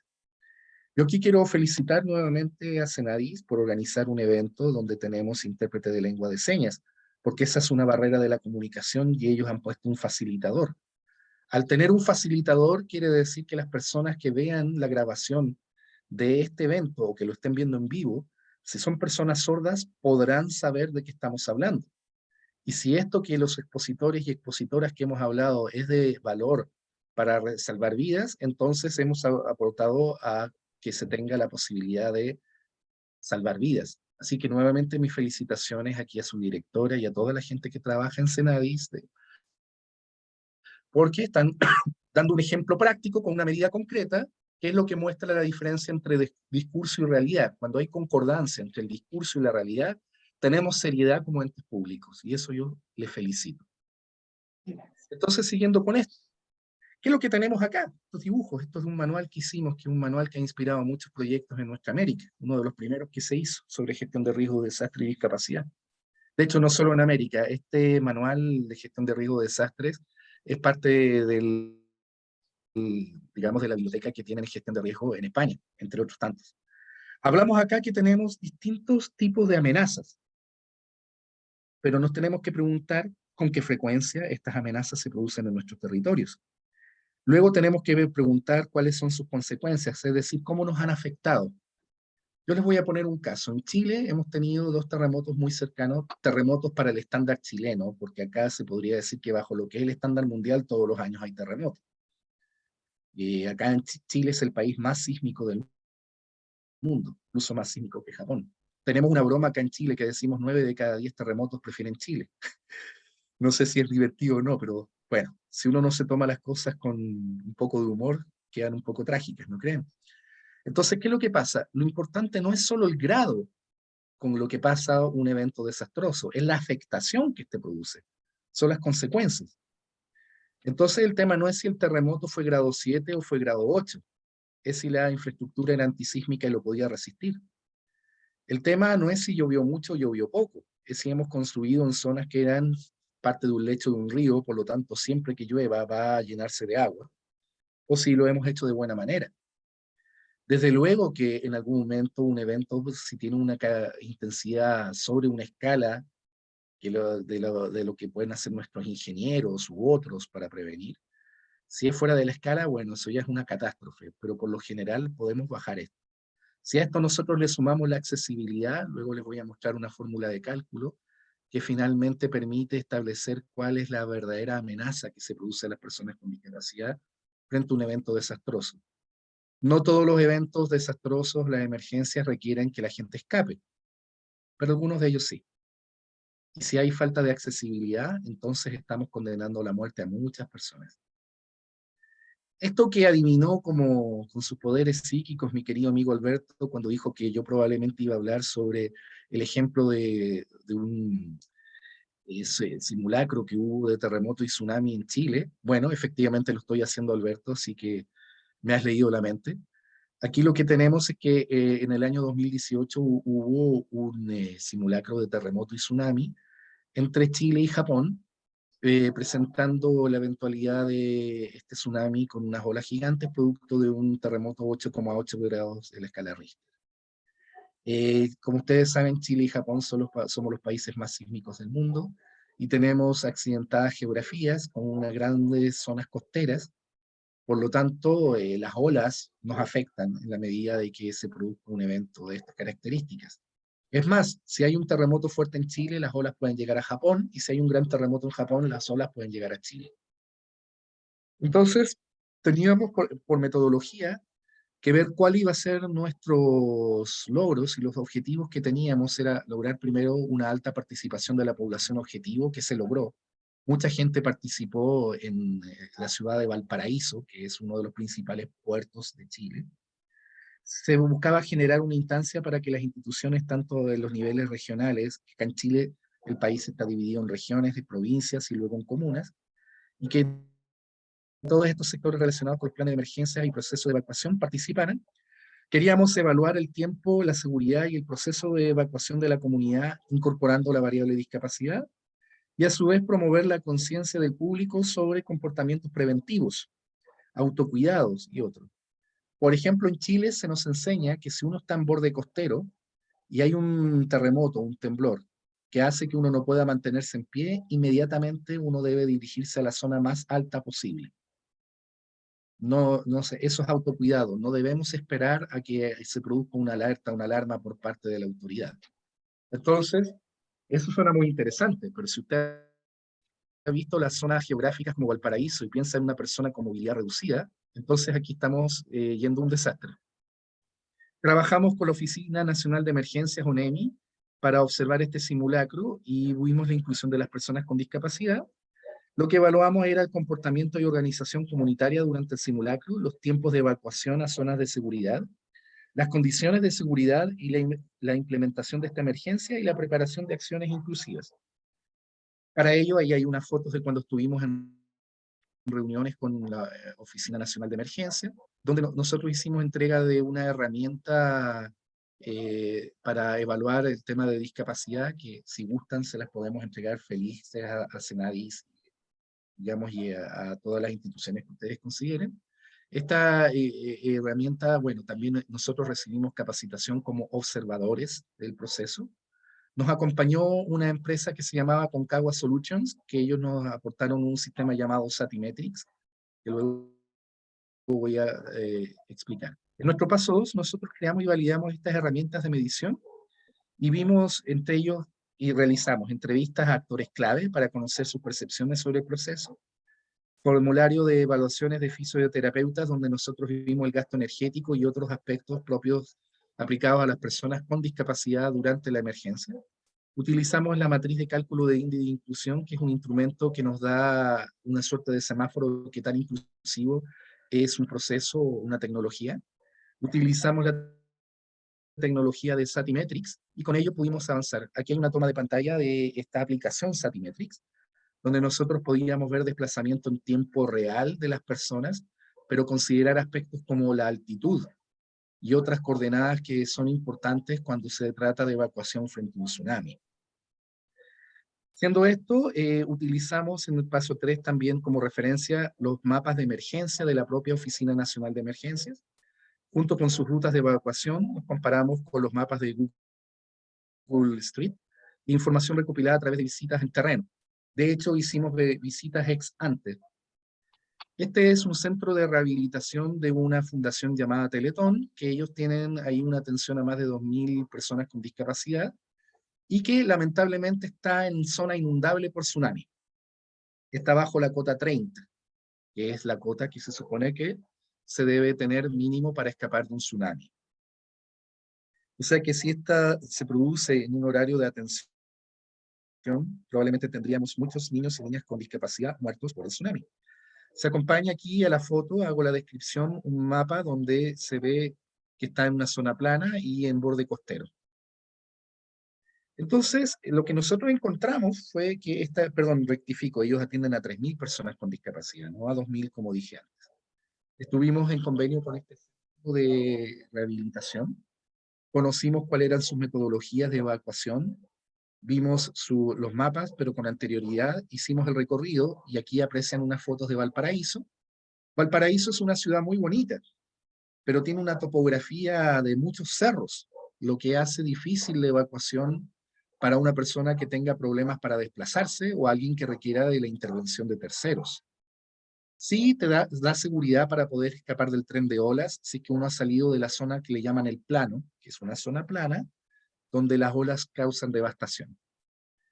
Tuvimos todos estos instrumentos de medición con tiempos, frecuencias, distribución geolocalizada, no solo georreferenciada.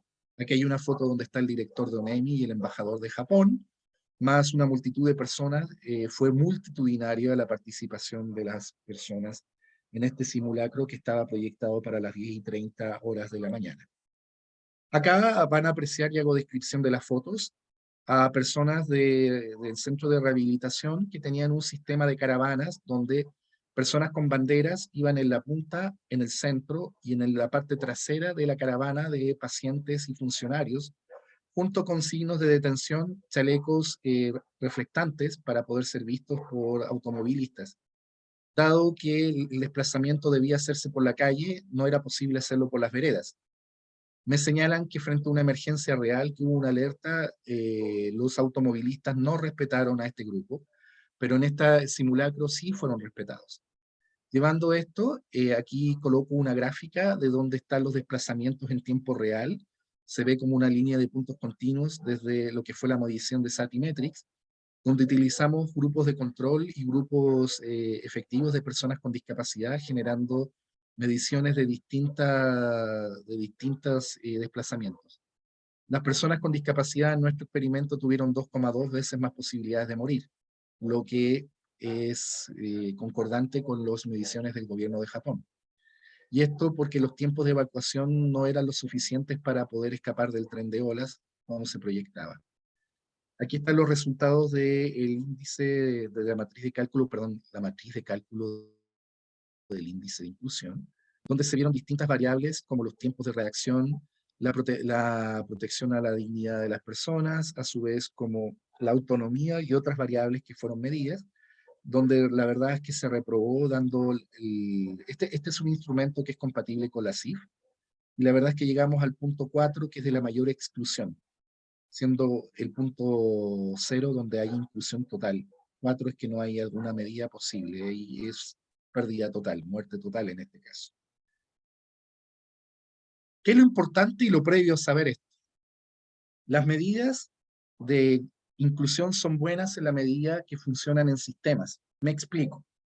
Hay instrumentos muy buenos. Yo tuve la oportunidad de participar como consultor en GRIDACH y es un excelente instrumento. Y hay muchos instrumentos que se han utilizado, algunas guías que han tomado los temas de accesibilidad. Y desde luego que están en la senda correcta, porque si yo estoy en un edificio, en un centro, y este no tiene la accesibilidad, y este no tiene ninguna medida, lo más probable es que una persona como yo esté expuesta a morir o a sufrir lesiones. Y que me acompañe también, salvo que me abandone. Pero hay otra medida que tiene que ver, que va más allá de un edificio y tiene que ver con lo que llamamos urbanismo. El urbanismo es la planificación de la ciudad. ¿Qué pasa si yo tengo un edificio que es 100% inclusivo y accesible, pero a la salida y a la siguiente esquina no hay rebajes de veredas, no hay medidas podotáctiles, no hay ninguna medida de inclusión y al contrario, hay grandes barreras? Y yo debo evacuar porque hay un incendio o porque viene una ola de tsunami o porque hay una gran inundación, y la verdad es que el tiempo es aquel que va a determinar si sobrevivo o no. Por lo tanto, esta generación de estos mapas de inclusión hacia las emergencias, el mapa inclusivo, es esencial. Si no lo tenemos, vamos a tener islas, pero no vamos a tener sistemas completos que sean desde una manera sistémico reales para salvar vidas.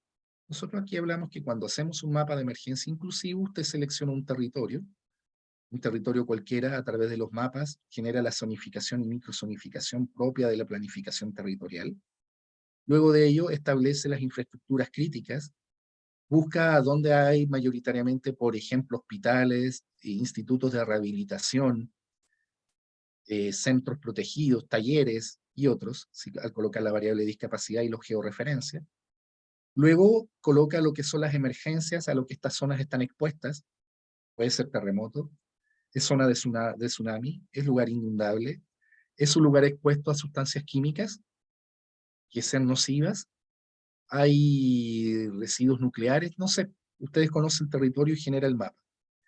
Estas zonas se les califica de acuerdo a si son rojas, verdes o amarillas, que tiene que ver con sus grados de accesibilidad. En el caso de Peñaflor, que es el pueblo donde yo vivo, a través de un proyecto que ganamos que se llama Risk Award, pudimos georreferenciar las viviendas de personas con discapacidad aparte de las instituciones y colocar fichas con cuáles eran sus necesidades frente al rescate, de manera tal que bomberos y otras instituciones pudieran. Mis queridos amigos de Senadi, si ustedes gustan, también les podemos enviar este mapa, el link y todo, si gustan, para poder hacer un intercambio técnico y ver cómo se pudiera hacer un mapa de emergencia inclusivo. Las metodologías, además de que se utilizan plataformas gratuitas, en este caso como Google Maps. Es solamente un tema de metodologías y a su vez de un trabajo territorial en conjunto con otras instituciones. Se puede generar en zonas piloto. El asunto está en que esta tecnología es de fácil uso, permite saber dónde están y qué necesitan. Frente a ellos se genera estas zonas y se genera la planificación. Entonces se puede ver cuáles son los escenarios de mayor dificultad y frente a ellos ver qué es lo que se hace.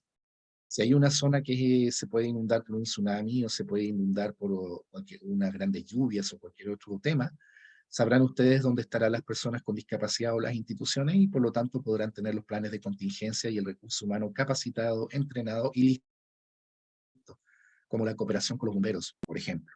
Estas son las metodologías que quería exponer y terminar con la reflexión de que lo que hace posible que la gestión de riesgo de desastre sea inclusiva y estemos preparados para que las personas con discapacidad puedan ser evacuadas, es la participación significativa de las propias personas a través de sus instituciones y sus grupos, y a su vez de la preparación como los planes de emergencia familiares inclusivos y otros que podemos generar. Muchas gracias por haberme escuchado. Muchas gracias a ti, Carlos, por tu excelente presentación. Realmente tema importante para todos. Importante que podamos realizar como seres humanos, como personas, y considerando la importancia de lo que establece la convención, que podamos ir preparando esos planes de seguridad personal, institucional, comunitarios, porque definitivamente si la persona con discapacidad puede evacuar de manera, puede evacuar solo en un momento dado, podrá hacerlo. Sin embargo, hay personas que necesitan siempre ser apoyadas y sus familiares, sus amigos, esos compañeros solidarios tienen que formar parte de esta gestión de riesgos que precisamente nos está invitando a que podamos planificar. Deseamos agradecerle a todos los expositores del día de hoy, porque realmente lo que nos han presentado ha sido temas importantes, pero con conocimiento vasto por el trabajo que han estado realizando. Les reiteramos a todos que los terceros jueves de cada mes tendremos interesantes temas para compartirles. Igualmente, deseamos recordarles que este webinar queda grabado en el Facebook y en el canal de YouTube de la Senadis. Excelente día para todos y muchas gracias.